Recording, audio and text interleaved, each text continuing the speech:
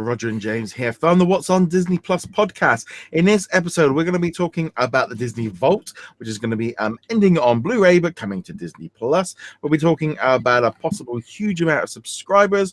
We're also going to be talking a little bit about Maleficent, and we're also going to be sharing our thoughts on Captain Marvel, which hit cinemas this past weekend. So, James, before we get going, a quick question: what have you been watching Disney-wise this week? Disney-wise, Captain Marvel. I think that would be about the extent of it.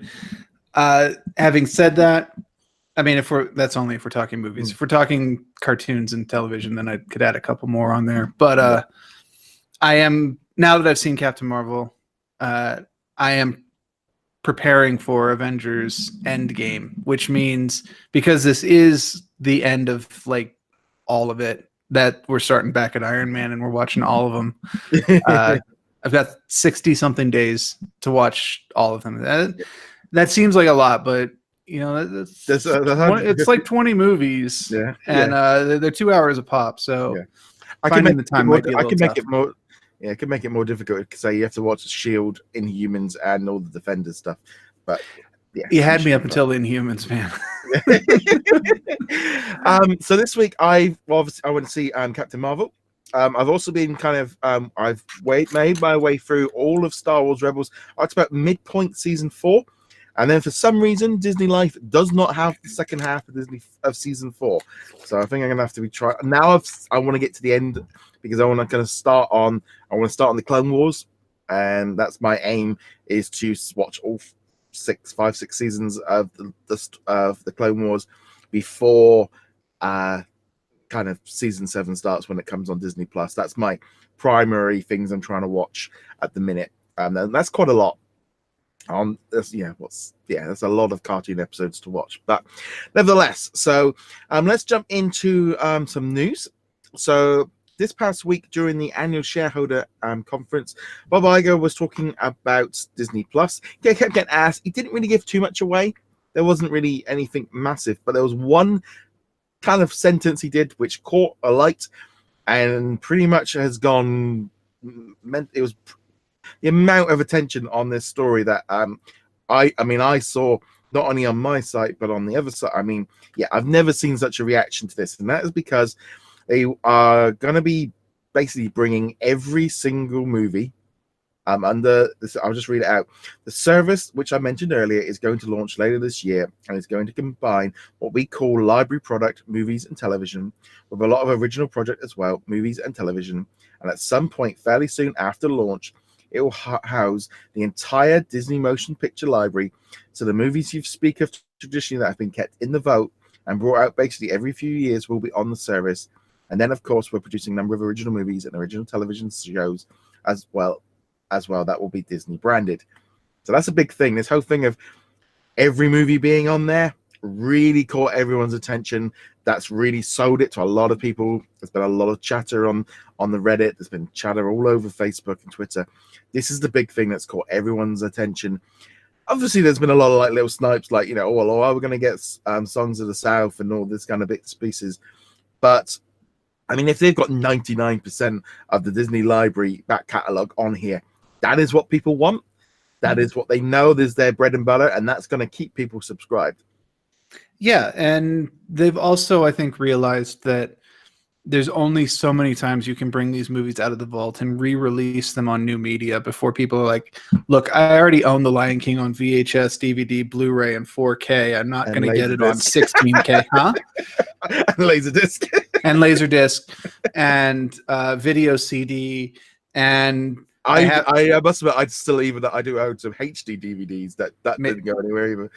Lion King came out too late to be on Betamax, but plenty of options. And they've made a great market out of constantly re-releasing these movies every couple of years and then putting them back into the vault, which makes people then go, I really want to see Beauty and the Beast, but it's not available now. Oh my goodness, it's $50 on eBay, etc. Created a secondary market.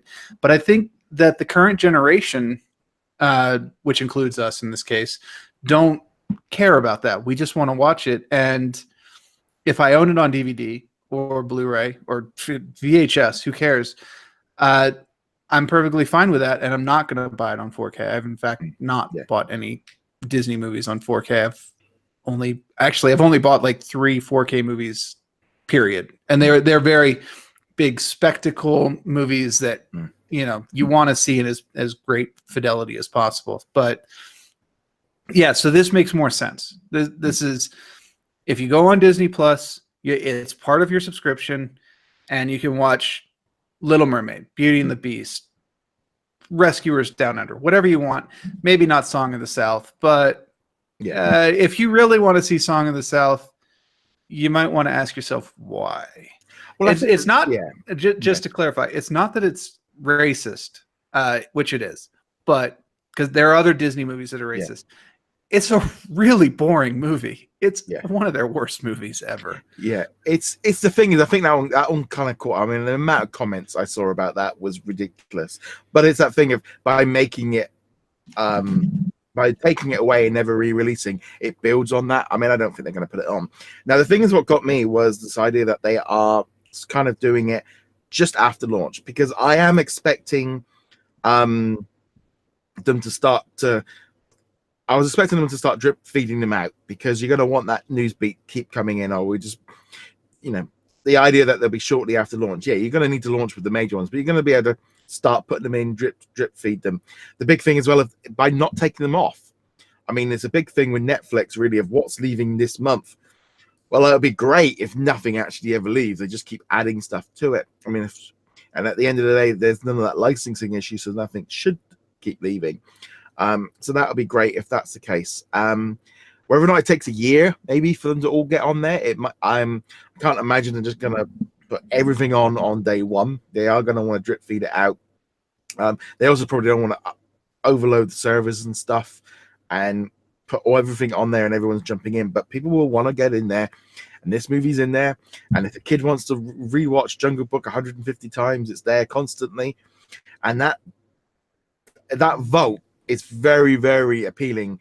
And the amount of comments I saw on different sites and different things about the idea that to them, the vote is pretty much worthy of spending the money on alone. It's a big reason. I mean, it is the same massive selling point for Disney Plus. That's what brings, that's what they built their entire company on, were these classics. Yeah.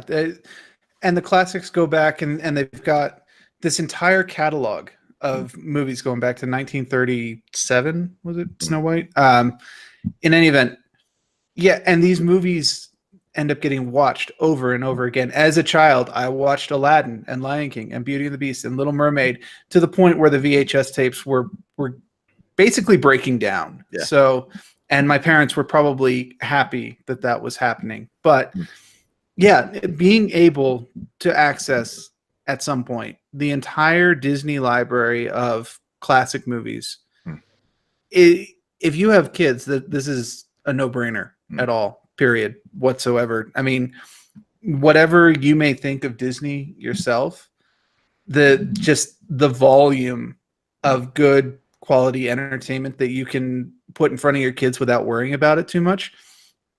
And sure, you can take issue with Cinderella or Dumbo or something like that. You like, I don't want my kids to see this because, again, Dumbo has some issues that haven't aged well. It doesn't matter. You can put them in. You can put Frozen in front of them. You can put Lion King in front of them. You've got all this stuff, and then I think in addition to that, we talk about these very famous ones.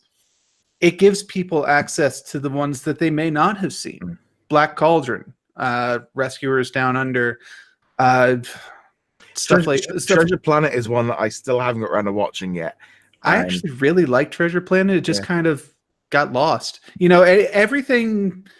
You can kind of argue the specifics, but I'll say basically everything after Mulan up until Tangled is just kind of out there. They exist. You might even be aware they exist, but they're not like part of the Disney culture. They almost, other than Lilo and Stitch, they basically just don't exist at all. And then you've got that like era like in the late 40s, early 50s, where a lot of the classics were just shorts and things put together because they couldn't afford to put together big movies.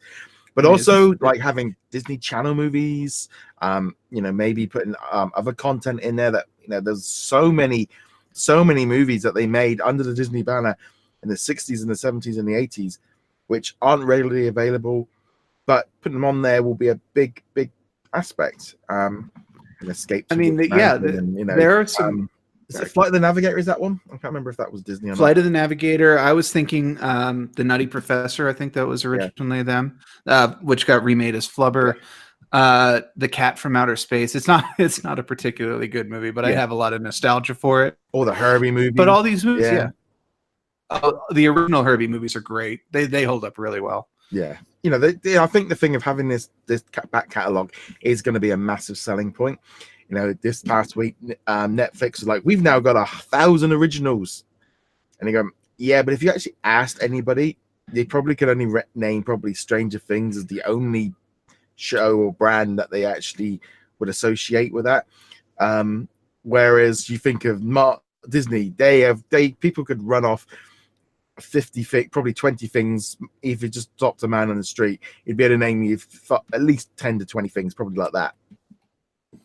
Yeah, exactly. I think that there's more than you think on Netflix in terms of original content, even removing, say, the Marvel stuff, that people would recognize more than just Stranger Things. But yeah, when you're talking, we've got 1,000. Well, how many of them are actually worth checking out? And this will happen on Disney Plus as well, because as much as we talk about the classics and whatnot, it is inevitable that there will be a bunch of shows on it that you're just like, I'm not watching that. I don't care. And you will forget about it 2 minutes after it's announced. But that's because, just like Netflix, they're going for a whole, wide range of audiences. And some of the stuff will be for you and me. Some of it will be for little kids. And some of it might even be for people older than us too. So, Yeah, well, this is the key thing really with Disney, is about making products for different audiences. Sophia the First does not appeal to me to sit there and watch on a Saturday night. Doesn't. The Mandalorian does. But at the same time, the kid watching Sophia the First doesn't probably want to watch Captain Marvel. There's this kind of thing of everything's got its different, teenage girls, teenage boys, adults, kids. You've got to have all these different audiences, and you've got to have different stuff. Not everything has to appeal to all of you. And Disney are much better at, I look on Disney Plus all the time, and there's certain shows there that I've got I'm like, I don't really want, I maybe watch 1 or 2 episodes to kind of understand it. But generally, not everything is made for everybody, and that's perfectly fine. And, that's the key thing. And that is going to be the key aspect, is having different choices and different content available. And the crowd that brings in the High School Musical, that new series will bring in a very different crowd to the Star Wars and the Mandalorian. This is, again, what Disney want. Do both, you get them both coming in. That's what the idea is, and that's ideally, what they want to do. But yeah, so it's great to see that the vote is going to be coming to Disney Plus. Like I said, I expect it will be spread out throughout the year. Shifting on now to another topic that got mentioned was this past week. An analyst over at JP Morgan, Alexander Quadri, he said, and he's telling his clients that they are expecting Disney Plus to draw in 160 million subscribers around the world, with 45 million in the US alone.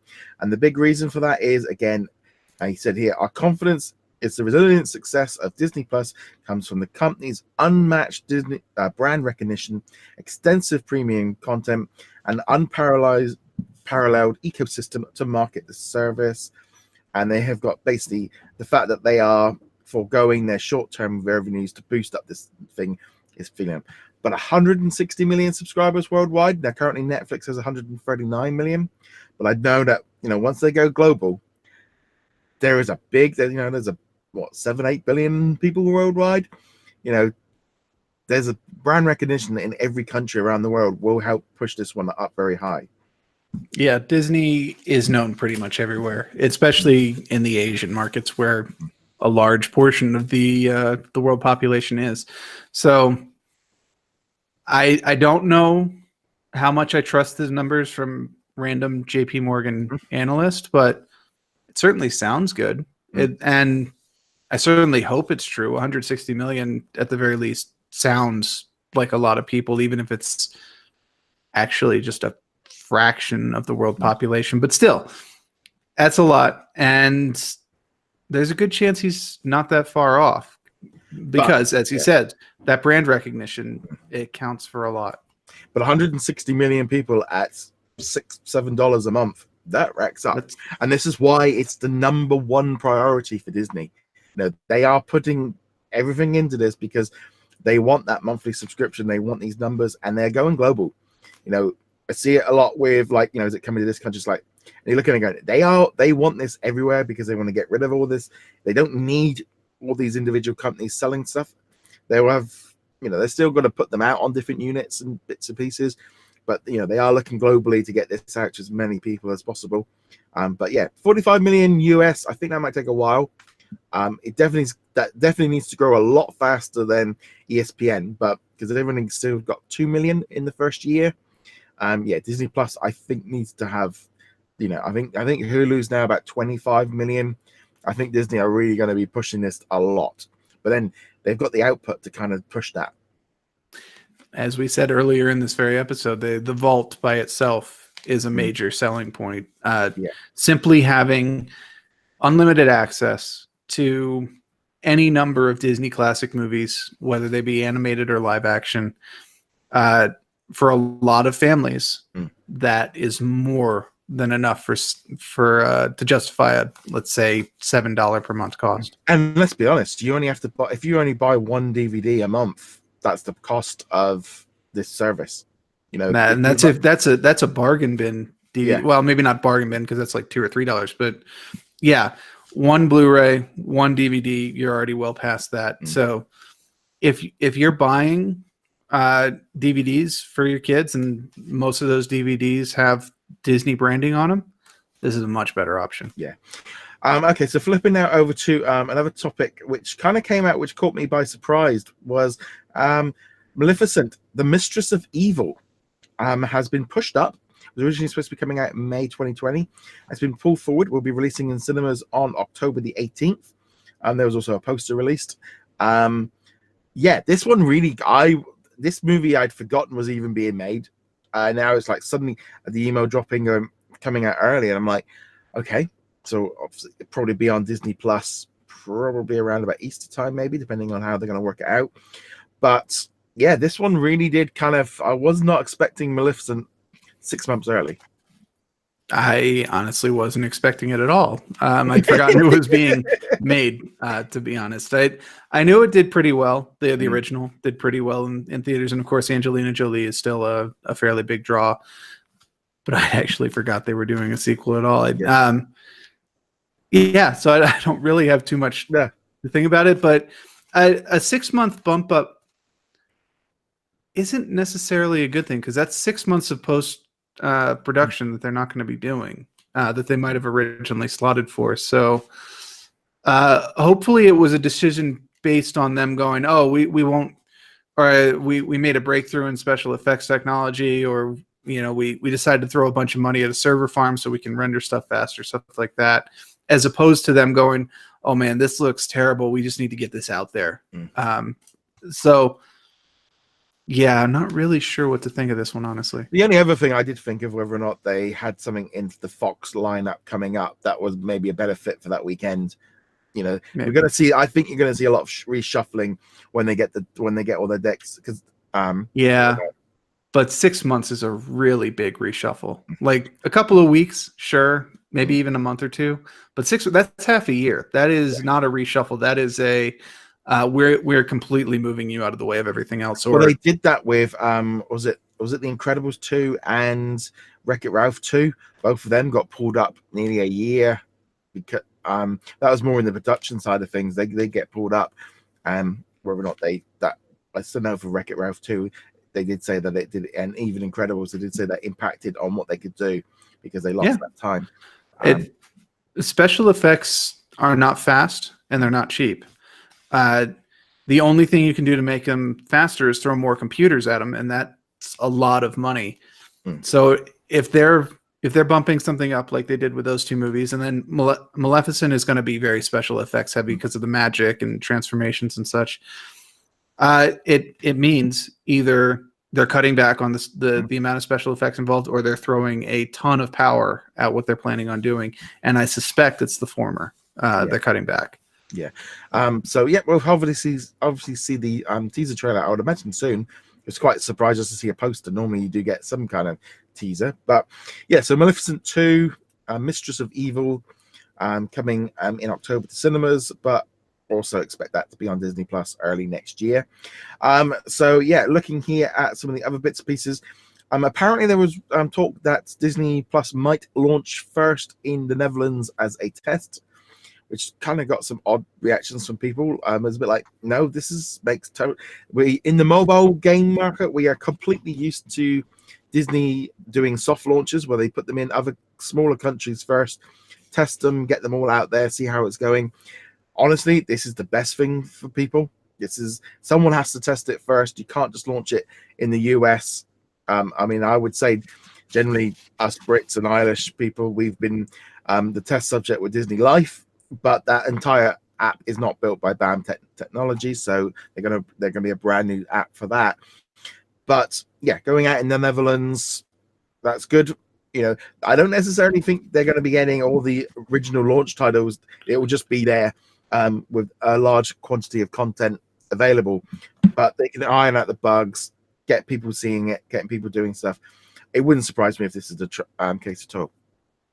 Yeah, I mean, soft launches exist for a reason, to test stuff out, make sure it works. You want to stress test it as much as you can before you do the launch, so that you can hopefully avoid what we see with video games all the time, such as Anthem and Division, and which is they're not ready for it. So I think most of the people who have issues with this probably just have never had to deal with a soft launch before. Yeah. I'm jealous of the Netherlands, assuming it's true, but you know, that's the way it is. And I agree with you. It's not going to have the full launch lineup. I don't expect that they'll be watching The Mandalorian. I don't think they'll be watching, first run movies or anything like that. They'll be given a selection of back catalog items, and it will mostly be It's not testing popularity or interest. It's testing, does the network run? Do the videos come across without stuttering? Can we queue up hundreds of movies at a time, etc. Stuff like that. So yeah. I mean, the fact that it's BAM technology does mean they've already done ESPN Plus, they've done the WWE Network, the NBA, MLB, the baseball stuff. Baseball, MLB. Yeah. But also, when Disney Life launched, there was a lot of technical issues, so they don't want to have that same issue going. So I think it's quite funny. It's like we're obviously talking about the Disney streaming stuff, because I've had access to Disney Life for like 2 years.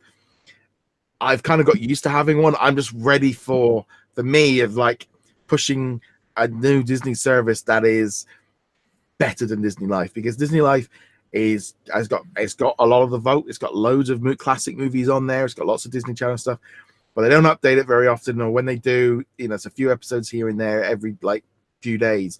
So it's that thing of I want that next evolution into a better Disney Life. So it's that kind of weird thing. I kind of forget sometimes, because I do have Disney Life and I watch stuff on it, but I know it can be so much better than the one that we've got, because it's not the most amazing service.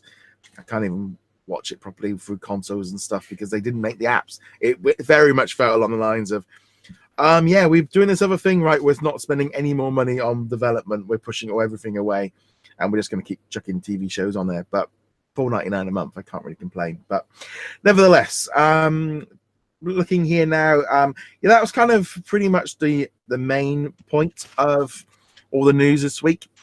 So we're going to get into our feature topic. So we're going to be talking about Captain Marvel.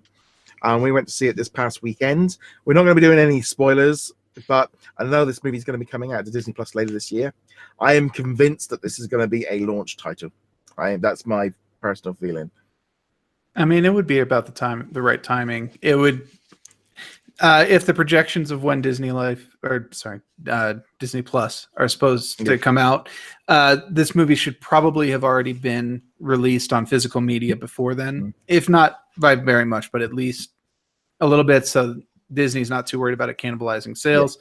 And this would be a nice thing for them to have on the sale as a pitch line. See our second most recent Marvel movie, because Avengers Endgame will have come out by then. Spider-Man will probably have come out by then too. So our third most recent. But I think having it as launch. And I think as well, throwing Dumbo in with the same thing as well to kind of offer that kind of aspect. So Captain Marvel this past weekend, I was very pleasantly surprised when I went to the cinema, because the cinema I go to has lowered all of its prices to $4.99 for every single movie for every single day. It's almost like there's a battle going on against something that they're having to try and get people in. So I was pleasantly surprised, and I'll be honest, that decision alone is probably going to make me go see movies a little bit more regularly than I normally do, because it's basically half price. But yeah, Captain Marvel theater was packed Saturday night. I don't normally do that thing, but I really enjoyed it. It's a solid, great movie from start to finish. I enjoyed it. I loved all the 90s references, loved the action, because I had a few issues with sort of, because I read one of the comics recently, it kind of threw something off a little bit for me. But generally, I just really enjoyed it. I thought it was good. I wouldn't say it was my top tier Marvel movies, but yeah, I just really enjoyed it. And I kind of came out, I was like, yeah, that was good. I enjoyed that. Yeah, I'm basically in the same camp. I enjoyed it quite a bit. It's not one of the top tier, but it's a solid mid-tier Marvel Cinematic Universe movie. And it hit the buttons it needed to. It got the character set up for Endgame. The storytelling was acceptable. It was fine. It did what it needed to do. It tossed in some humor. It tossed in some action. You kind of have to gloss over a couple bits. I like how they did her origin. It's changed from the comics, but for the better, as is normally the case for the Marvel movies. And yeah, it was just, Brie Larson was very good in the role. It was great to see Sam Jackson, even if there was kind of an uncanny valley thing going on with the de-aging process. And it was great to see Phil Coulson in the back in the movies, even if it is prequel sort of. Yeah, I thought that was a good thing of having him in there. Kind of helps interconnecting a little bit with Agents of S.H.I.E.L.D. because that kind of got lost. I think since Avengers, the original movie, it got forgotten more and more. So it was nice to see him put in there. But this almost felt a little bit like a Nick Fury movie. He was in this a lot more. I think because we're so used to seeing him as a bonus, like he turns up for a couple of scenes. It felt like almost a Nick Fury origin story as well. I would agree that there are parts to it that are Nick origin. Like we learn how he got his eye patch. We see him as a very low level S.H.I.E.L.D. agent, still figuring out what he's going to do. But I've seen that said a lot, that this is like a 50-50 Captain Marvel Nick Fury movie. I don't really agree with that. His actual impact on the movie is fairly minimal. He's more of a background character who just gets a decent amount of screen time. He's definitely he's definitely the sidekick of the thing, and I wasn't expecting him to be in it as much as he was. So I did enjoy that aspect to it. It kind of, and the way they interconnected it all with the larger MCU, with the object. I'm not going to call that is, but just in general, with characters like Ronan in there, with Nick Fury, the fact that you had the Krieger. I didn't know the character's name, but I just remember from Guardians of the Galaxy where it just goes the Collector. Yeah, Collector. No, that's not the Collector. No, sorry. Yeah. Either way, Just the kind of the integration into bringing in aspects of Guardians of the Galaxy and Avengers and bringing that all in, it kind of helped interconnect it all. And it's just part of the MCU now because of the way it's all integrated. And yeah, I just really enjoyed it. I thought it was a good movie. Like you said, it's that kind of thing. Like for me, like Ant-Man and the Wasp, those kind of things where what I would call just a traditional movie. You sit down, you watch it. If you've never watched the other ones, you could watch this one and not really know. You would miss a few things, but yeah, great. I can't really, not every superhero movie has to be like Endgame or like Infinity War, and yeah, it's a solid superhero movie. I definitely enjoyed it. I will probably see it again in theaters, although I will wait towards closer to the end of the run so there are less people in there. But yeah, I've got small complaints, but nothing major. It got me pumped up for Avengers Endgame. Yeah, especially no spoilers. They do show what looks like a clip that's lifted directly from Endgame as one of the two post-credit sequences. So, but they've done that. Yeah, they've done that in previous movies. Yeah, they did it. We did it. We saw it with Doctor Strange. We saw it, I think, with Ant-Man, the first Ant-Man. Yeah. So we have seen that kind of thing before, where they kind of put the clips in, but they kind of twist them around in the real movie anyway, so it doesn't quite add up. But no, just generally, was just really liked it, and I thought it was the one thing that did get me was how almost super powered she became at the end. You know, you were talking that kind of Superman feel to her by the time she finished. And just her seeing her with the ships and in battle, you're like, whoa, you know, she is so much more superpowered than as she learned how to control her powers. Yeah, and that's going to be a big aspect for taking on Thanos, no doubt. Oh, yeah. And obviously the real worry is that in Endgame, she'll be a bit of a Deus Ex Machina device where she just kind of comes in and smacks Thanos around and like, oh, well, that was easy. Marvel has very specifically said that is not the case. Yeah. But I still will have to see it to believe that that Endgame isn't just Captain Marvel beats up Thanos while everyone else goes off and hunts a MacGuffin or something like that. So yeah, it's going to be. I think as well as with having her in there and then having Endgame so close, you know, it's definitely going to be that time where she becomes a major part. And I don't think that's a bad thing, because I think the character is interesting, and also they opens them wide open for many more movies of where they left it. But yeah, just really good. So hopefully this IMAX during the shareholder meeting, you know, the Bob Iger has said that all these movies are going to be on Disney Plus within the first year of their launch, which kind of is a bit vague, but yeah, this is going to be a big aspect for bringing forward Disney Plus. So hopefully that will be on there very, very soon. So yeah, so let us know in the comments below what you guys thought of Captain Marvel. Love to hear your thoughts. Go check us out on the website at whatsondisneyplus.com. You can favorite, bookmark, etc. to keep up with that. You can also follow us over on Twitter and on Facebook to keep up with the latest. Subscribe on the audio platforms and on the YouTube channel. So James, where can they find you? Find me heroiclegacy.com. And on that note, guys, thank you very much for joining us. We'll be back soon. Later.